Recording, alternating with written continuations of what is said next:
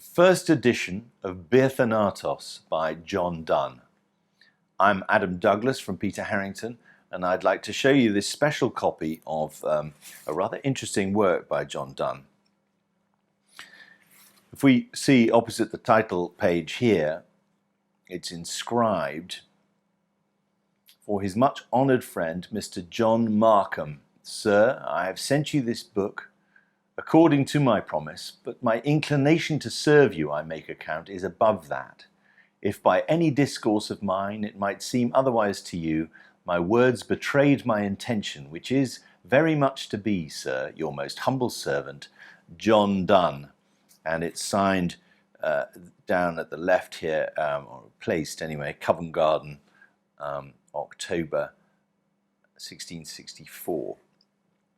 This is not John Donne, the poet and author of this tract. It's John Donne's son, also John Donne Jr., who was his literary executor, because most of John Donne's works were published after his death by his son. And this is a particularly odd one.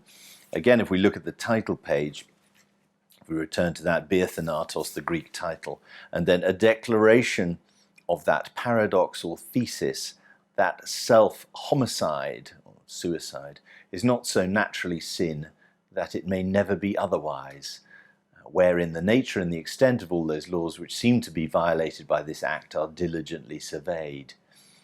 And in keeping with all the other presentation copies of this text, this is a large paper copy. So you'll see here, if I open up the spread, we see there are nice wide margins all around the text, whereas English books of this date typically have very narrow margins indeed. But this is a large paper copy, especially for presentation, of a rather odd work, as I've said, in which Donne is arguing. It's an exercise in casuistry, really. He's showing off his learning. If we just turn to the authors cited in this book, I mean, there's so many of them listed here. He's showing the width of his and breadth and depth of his reading. On and on it goes with all these names. And then at the end he says that he hasn't actually gone back to the originals, just kept his notes as he was reading through them. So he's this is one of the works that he might conceivably have destroyed. He himself was uncertain at his death whether he was going to destroy the work or leave it be, and his son decided that it should be published. And so not a work of poetry, for which Donne is best known, but a work of great wit and ingenuity, for which Donne is certainly also known. This copy, it was later in the library of a man who traced his descent from John Markham, who identifies the John Markham to whom this inscription is made. And John Markham's mother was the subject of a poem by John Donne, so there is a connection. That's clearly why the book was given to John Markham as the son of one of Donne's poetical subjects, although it turns out that Donne didn't really know the lady in question. He'd just written it as a favour to a friend.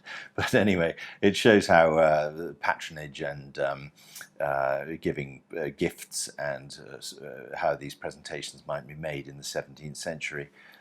The binding, very handsome binding, but a later binding. 19th century binding, very attractive gilt border there with repeated fleurons around the edge of the boards. Most attractive book, nice gilt spine as well. Really very nice copy indeed. For more details on this and for other books of this nature, please see our website.